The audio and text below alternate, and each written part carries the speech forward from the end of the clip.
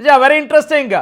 ನಮ್ಮ ರಾಜ್ಯದಲ್ಲೂ ಕೂಡ ಇನ್ನೇನು ಕೆಲವೇ ದಿನಗಳಲ್ಲಿ ಅಥವಾ ಇನ್ನು ಸ್ವಲ್ಪ ದಿನಗಳಲ್ಲಿ ಮತ್ತೊಂದು ಪೊಲಿಟಿಕಲ್ ಮೂವ್ಮೆಂಟ್ ಶುರುವಾಗುತ್ತೆ ಅನ್ನೋ ಮಾತನ್ನು ಚಕ್ರವರ್ತಿ ಚಂದ್ರಚೂಡ್ ಅವರು ಹೇಳ್ತಾ ಇದ್ದಾರೆ. ಇದು ಎಷ್ಟರ ಮಟ್ಟಿಗೆ ಗಾಂಭೀರ್ಯತೆಯನ್ನು ಪಡೆದುಕೊಳ್ಳುತ್ತೆ ಅನ್ನೋದು ಕೂಡ ಅಷ್ಟೇ ಕುತೂಹಲ ಮೂಡಿಸ್ತಾ ಇದೆ. ಎಸ್, ಹಾಗಾದರೆ ರಾಜಕೀಯಕ್ಕೆ ಬರ್ತಾರಾ ಕಾಂತಾರ ಸ್ಟಾರ್? ಇದೊಂದು ಪ್ರಶ್ನೆ ಬಹಳ ದಿನಗಳಿಂದ ಓಡ್ತಾ ಇದೆ. ಯಾಕಂತ ಹೇಳಿದ್ರೆ ಅವರ ಸಿನಿಮಾ ಶೈಲಿ ಇರಬಹುದು, ಅವರು ಯಾರ ಜೊತೆ ಒಡನಾಟ ಮಾಡ್ತಾರೆ, ಏನು ಹೇಳ್ತಿದ್ದಾರೆ ಅನ್ನುವ ಒಂದು ಸಂದೇಶ ಕೂಡ ಕುತೂಹಲ ಮೂಡಿಸಿದೆ.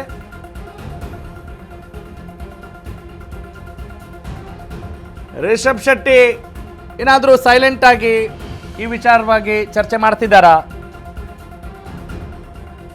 ಸಿನಿಮಾ ರಂಗ ಅಂತ ಹೇಳಿದ್ರೆ ಅಫ್ಕೋರ್ಸ್ ಅದೊಂದು ಅಮರ ಕಲೆ. ಇಲ್ಲಿ ರಾಜಕೀಯದಲ್ಲಿ ಸಮರ ಕಲೆಗಳು ನಡೀತಾ ಇದ್ರೆ ಸಿನಿಮಾ ಅಂದರೆ ಅದು ಅಮರ ಕಲೆ. ಎಲ್ಲರನ್ನೂ ಕೂಡ ಯಾವಾಗಲೂ ಒಂದು ಮನೋರಂಜನೆಯಿಂದ ಒಂದಿಷ್ಟು ಒಳ್ಳೆಯ ಮಾಧ್ಯಮ ಅಲ್ವೇ, ಸಮಾಜವನ್ನು ಸುಧಾರಿಸ್ಲಿಕ್ಕೂ ಕೂಡ ಒಂದು ಬಿಗ್ ಪ್ಲ್ಯಾಟ್ಫಾರ್ಮ್. ಹಾಗಾಗಿ ಅತಿ ಹೆಚ್ಚು ಜನಮನ್ನಣೆಯನ್ನು ಗಳಿಸಿದಂಥವ್ರು ನಿಜಕ್ಕೂ ಒಳ್ಳೆ ಕೆಲಸ ಮಾಡ್ತಾರೆ ಅನ್ನುವ ಸದಭಿಪ್ರಾಯ ಇದ್ದಾಗ ವೈ ನಾಟ್, ಯಾಕೆ ಅದನ್ನು ವೆಲ್ಕಮ್ ಮಾಡಬಾರ್ದು? ಈಗ ಮತ್ತೆ ಸ್ಯಾಂಡಲ್ವುಡ್ ಸ್ಟಾರ್ಗಳ ರಾಜಕೀಯ ರಂಗ ಪ್ರವೇಶದ ಬಗ್ಗೆ ಮತ್ತಷ್ಟು ಕುತೂಹಲ ಜಾಸ್ತಿ ಆಗ್ತಾ ಇದೆ. No doubt about it. ಅದು ಕಾಂತಾರ ಇರ್ಬೋದು, ಇನ್ಯಾವುದಾದ್ರಾದ್ರೂ ತಾರ ಇರ್ಬೋದು, ಒಟ್ಟಿನಲ್ಲಿ ತಾರೆಯರ ದಂಡು ಈ ನಿಟ್ಟಿನಲ್ಲಿ ಕೆಲಸ ಮಾಡ್ತಾ ಇದೆ ಅನ್ನೋದಕ್ಕೆ ಸದ್ಯಕ್ಕೆ ಸಿಗ್ನಲ್ಗಳು ಸಿಗ್ತಾ ಇದ್ದಾವೆ. ಮುಂದೊಂದು ದಿನ ನಾನು CM ಆಗಬೇಕು ಅಂತ ಹೇಳುವವರ ಸಂಖ್ಯೆ ಜಾಸ್ತಿ ಇದ್ದದ್ದೆಲ್ಲ ಯಾರೆಲ್ಲ ಏನು ಹೇಳಿದ್ರು ಅನ್ನೋದನ್ನು ರಿಕಾಲ್ ಮಾಡುವಂಥ ಸಮಯ ಬಂದೋದಿದೆಯಾ ಅಂತ ಅನ್ನಿಸ್ತಾ ಇದೆ. Okay fine, let's go for debate ನಾವು. ಬಹಳ ಆಶ್ಚರ್ಯ ಅನಿಸ್ತಾ ಇದೆ. ಏನು ಅನಿಸುತ್ತೆ ಈಗ ನಿಮಗೆ, ಸಿನಿಮಾ ನಟರು ರಾಜಕಾರಣಕ್ಕೆ ಬಂದು ಒಂದು ಆಡಳಿತ ನಡೆಸ್ತಾರೆ ಅಂತ ಹೇಳಿದಾಗ, ಆ ವಿಷಯ ಕೇಳಿದಾಗ ಏನು ಯೋಚನೆ ಬಂತು ನಿಮಗೆ? ಪ್ರಜಾಪ್ರಭುತ್ವದಲ್ಲಿ ಪ್ರತಿಯೊಬ್ಬರಿಗೂ ಕೂಡ ಮಾತಾಡ್ತಿದ್ದಾರೆ. ನಾನೊಂದು ಮಾತು ಹೇಳ್ತಾ ಇದ್ದೀನಿ, ರಾಜಕಾರಣ ಮತ್ತು ಸಿನಿರಂಗ ಬೇರೆ, ರಾಜಕಾರಣನೇ ಬೇರೆ. ರಾಜಕಾರಣದಲ್ಲಿ ನೀವು ದಿನನಿತ್ಯ ಹಗಲು ರಾತ್ರಿ 24 hours ಕೂಡ ನೀವು ಕೆಲಸ ಮಾಡಿದ್ರು ಕೂಡ ರಾಜಕಾರಣದಲ್ಲಿ ಸಮಾಧಾನ ಆಗಲ್ಲ ಅಂತಕ್ಕಂಥ ಅಷ್ಟು ಕೆಲಸಗಳಿರುತ್ತೆ. ಆಗಲೇ ಕಾಂಗ್ರೆಸ್ ವಕ್ತಾರರು ಒಂದು ಮಾತನ್ನು ಮಾತಾಡ್ತಾ ಇದ್ರು, ತಾವು ಕೂಡ ಒಳ್ಳೆ ಪ್ರಶ್ನೆಯನ್ನು ಕೇಳಿದ್ರಿ.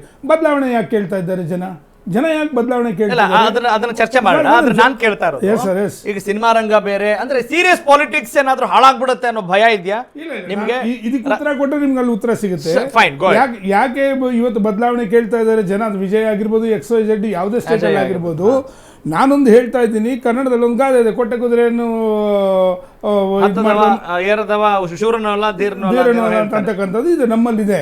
ನಮಗೆ ಜನಗಳು ನಮ್ಮನ್ನು ಮೆಚ್ಚಿ, ಅದು ರಾಷ್ಟ್ರೀಯ ಪಕ್ಷ ಆಗಿರ್ಬೋದು, ಪ್ರಾದೇಶಿಕ ಪಕ್ಷ ಆಗಿರ್ಬೋದು, ಯಾವುದೇ ಆಗಿರ್ಬೋದು, ರಾಜಕಾರಣದಲ್ಲಿ ನಿಮ್ಗೊಂದು ಜವಾಬ್ದಾರಿ ಕೊಟ್ಟಂಥ ಸಂದರ್ಭದಲ್ಲಿ ನೀವು ಕೊಟ್ಟಂಥ ಅವಕಾಶವನ್ನು ಸದುಪಯೋಗ ಮಾಡಿಕೊಳ್ಳಿ ಅಂತ ಇಂಥ ಬೆಳವಣಿಗೆಗಳಾಗೇ ಆಗುತ್ತೆ ಆಟೋಮೆಟಿಕ್ ಆಗಿ. ಅಲ್ಲ, ನೀವು ಯಾರಿಗೆ ಹೇಳ್ತಾ ಇದ್ರಿ? ಈಗ BJPಯಲ್ಲೂ ಇದ್ರು, ಯಡಿಯೂರಪ್ಪ ಅವ್ರಿಗೂ ಈ ಮಾತನ್ನು ಹೇಳ್ತಾ ಇದ್ರು, ಜಗದೀಶ್ ಶೆಟ್ಟರ್ ಬಂದ್ರು, ಸದಾನಂದ ಗೌಡರು ಬಂದ್ರು, ಕುಮಾರಸ್ವಾಮಿ ಅವರ ಬಗ್ಗೆ ಕೂಡ ಬಹಳಷ್ಟು ಒಂದು ನಿಮಿಷ ನಾನೇನು ಹೇಳ್ತಾ ಇದ್ದೀನಿ ಅಂತಂದ್ರೆ, ಯಾವುದೇ ರಾಜಕೀಯ ಪಕ್ಷ ಆಗಿರಲಿ, ಅದು ರಾಷ್ಟ್ರೀಯ ಪಕ್ಷ, ಪ್ರಾದೇಶಿಕ ಪಕ್ಷ ಅಂತಕ್ಕಂಥದ್ದಿಲ್ಲ.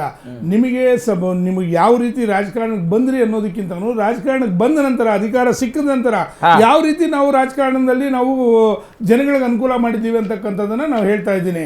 ಇವತ್ತು ಕೂಡ ತಾವು ಒಂದು ದೊಡ್ಡ ಮಾತನ್ನು ಚರ್ಚೆ ಮಾಡ್ತಾರೆ. ಡಾಕ್ಟರ್ ರಾಜ್ಕುಮಾರ್ ಅವರು ಯಾಕೆ ಕರ್ನಾಟಕದಲ್ಲಿ ಅವ್ರಿಗಿರ್ತಕ್ಕಂಥ ಅವಕಾಶ ಯಾರಿಗೂ ಇರಲಿಲ್ಲ. ಅವತ್ತು ಅವ್ರು ಮನಸ್ಸು ಮಾಡಿದ್ರೆ 5 ನಿಮಿಷದಲ್ಲಿ ರಾಜ್ಯದ ಮುಖ್ಯಮಂತ್ರಿಗಳಾಗ್ತಾ ಇದ್ರು. ಆದರೂ ಕೂಡ ಜವಾಬ್ದಾರಿಯುತ ಸ್ಥಾನದಲ್ಲಿ ಇರ್ತಕ್ಕಂಥ ಅವರೊಂದು ಮಾತನ್ನು ಹೇಳ್ತಾರೆ, ರಾಜಕಾರಣ ನನಗೆ ಮೈಗೂಡಿಸ್ಕೊಳ್ಳೋಕ್ಕಾಗೋದಿಲ್ಲ. ಕಾರಣ ಏನು ಅಂತಂದರೆ, ಕೋಟ್ಯಾಂತರ ಜನದ ಒಂದು ಭಾವನೆಗಳಿರುತ್ತೆ ಇದರಲ್ಲಿ, ಅವ್ರನ್ನೆಲ್ಲ ನಾನು ತೃಪ್ತಿಪಡಿಸಬೇಕು ಅಂದರೆ ನನ್ನದೇ ಆದಂಥ ಒಂದು ಕೆಲಸ ಕಾರ್ಯವನ್ನು ಮಾಡಬೇಕು ಅಂತಕ್ಕಂಥದ್ದು. ಸಣ್ಣ ಪುಟ್ಟ ಸಾಕಷ್ಟು ಜನ ನಟರುಗಳು ಕರ್ನಾಟಕದಲ್ಲೂ ಕೂಡ ರಾಜಕಾರಣಕ್ಕೆ ಬಂದೋಗಿದ್ದಾರೆ. ಒಂದು ಮಾತನ್ನು ನೀವು ಸ್ಪಷ್ಟವಾಗಿ ಹೇಳ್ತಾ ಇದ್ದೀನಿ, ಇವತ್ತು ವಿಜಯ್ ಬಗ್ಗೆ ನಾವು ಇಷ್ಟೊಂದು ಮಾತಾಡ್ತಾ ಇದ್ದೀವಿ ನೋಡಿ. ಒಂದು ಜನರ ಅಭಿಪ್ರಾಯವನ್ನ ನಾನು ನಿಮ್ಮ ಮುಂದೆ ಹೇಳ್ತಾ ಇದ್ದೀನಿ. ನೀವು ಡಾಕ್ಟರ್ ರಾಜ್ಕುಮಾರ್ ಅವ್ರ ಹೆಸರನ್ನು ತೆಗೆದ್ರಿ, ಅಂತ ದೇವರು ರಾಜಕಾರಣದಲ್ಲಿರೋ ವಾತಾವರಣವನ್ನು ಹೆಂಗ್ ಸಹಿಸ್ಕೊಳಕ್ಕಾಗತ್ತೆ ಅಂತ ನಿಮ್ಮಂತ ರಾಜಕಾರಣಗಳು ಬಿಟ್ಬಿಡ್ತಾರ ಅವ್ರನ್ನ? ಆ ಸೂಕ್ಷ್ಮತೆನ ಅವ್ರು ಗಮನಿಸಿದ್ರು ಅಂತ ನೋಡಿ. ಅಂದ್ರೆ ಅಲ್ಲ, ಜನ ರಾಜಕಾರಣವನ್ನ ಒಂದು ರಾಕ್ಷಸತನಕ್ಕೆ ಹೋಲಿಸ್ತಾ ಇದ್ದಾರೆ. ಇಲ್ಲ ಒಂದು ಏನು ಅಂತಂದ್ರೆ, ನಾನು ಅದಕ್ಕೆ ನಿಮ್ಗೆ ಫಸ್ಟ್ ಒಂದು ಉತ್ತರ ಕೊಡ್ಲೇಬೇಕು ಅಂತ ಒಂದು ಮಾತನ್ನು ಹೇಳಿದೆ. ಅವಕಾಶ ಸಿಕ್ಕಿದಂಥ ಸಂದರ್ಭದಲ್ಲಿ ಯಾರೇ ಆಗಿರಲಿ, ನೀವು ಎಷ್ಟು ಉತ್ತಮವಾಗಿ ನೀವು ಉಪಯೋಗಿಸ್ಕೊಂಡು ಜನಪರವಾಗಿರ್ತೀರೋ ಜನ ನಿಮ್ಮನ್ನು ಆಟೋಮೆಟಿಕ್ಕಾಗಿ ಗೆಲ್ಲಿಸ್ತಾರೆ. ಇದಕ್ಕೆಲ್ಲ ಸಿನಿ ಆಕ್ಟರ್ಗಳೇ ಬಂದು ಇಲ್ಲಿ ಮಾಡಬೇಕು ಅಂತಕ್ಕಂಥದ್ದು. ರಾಜಕಾರಣದಲ್ಲಿದ್ದರೆ ನೀವು ರಾಜಕಾರಣ ಮಾಡಿ, ಅದೇನು ತೊಂದರೆ ಇಲ್ಲ.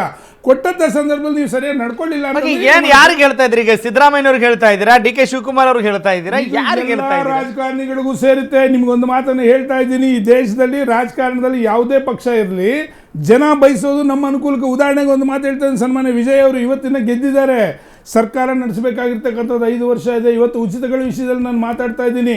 ಕಾಕಾ ಪಾಟೀಲ್ ನಿನಗೂ ಫ್ರೀ, ಮತ್ತೆ ಮಾದೇವಪ್ಪ ನಿನಗೂ ಫ್ರೀ ಅಲ್ಲ. ಯಾರು ನೊಂದಿದ್ದಾರೆ ಸಮಾಜದಲ್ಲಿ, ಯಾರು ತಳಮಟ್ಟದಲ್ಲಿದ್ದಾರೆ ಅಂಥವ್ರ ಮೇಲೆತ್ತಬೇಕು. ಇವತ್ತು ವಿಜಯ್ ಅವರು ಹೇಳ್ತಿದ್ದಾರೆ 8.5 ಗ್ರಾಮ್ ಚಿನ್ನ ಕೊಡ್ತೀವಿ ಅಂತಕ್ಕಂಥ ಮಾತನ್ನು ಹೇಳಿದ್ರು. 1,20,000 ಆಗುತ್ತೆ ಚಿನ್ನ. ರೇಷ್ಮೆ ಸೀರೆಗಳು ಕೊಡ್ತೀವಿ ಅಂತಕ್ಕಂಥದ್ದನ್ನು ಹೇಳಿದ್ದಾರೆ. 3,000 ದುಡ್ಡು ಕೊಡ್ತೀನಿ ಅಂತಕ್ಕಂಥದ್ದು ಹೇಳಿದ್ದಾರೆ. ನಿರುದ್ಯೋಗ ನಾನು 1 ಲಕ್ಷ ಜನಕ್ಕೆ ಉದ್ಯೋಗಗಳು ಕೊಡ್ತೀವಿ ಅಂತ ಫ್ರೀಬೀಸ್ ಬಗ್ಗೆ ನಾನು ಹೇಳ್ತಾ ಇದ್ದೀನಿ. ನೀವು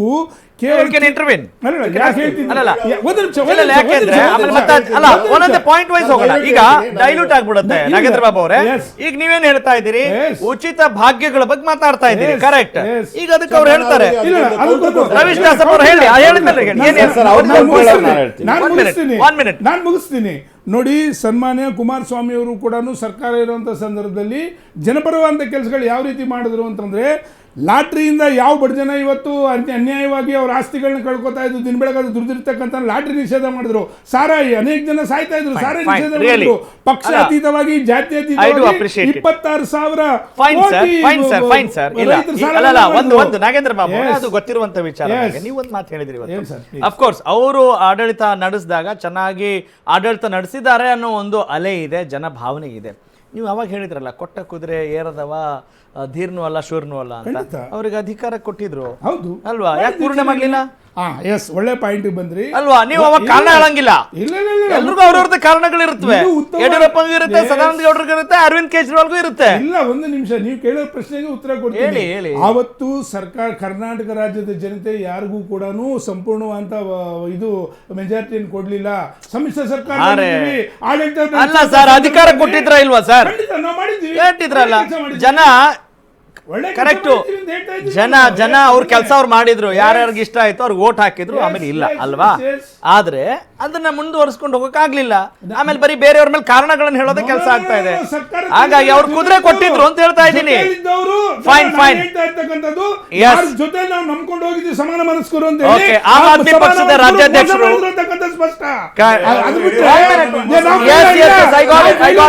ಇದು ರಾಜಕೀಯ ಹಿರಿಯರು ಫೋನಲ್ಲಿ ಇದ್ದಾರೆ. ಮುಖ್ಯಮಂತ್ರಿ ಚಂದ್ರು ಕುಮಾರಸ್ವಾಮಿ ಅವರಿಗೆ ಅಧಿಕಾರ. ಕರೆಕ್ಟ್. 1 ಮಿನಿಟ್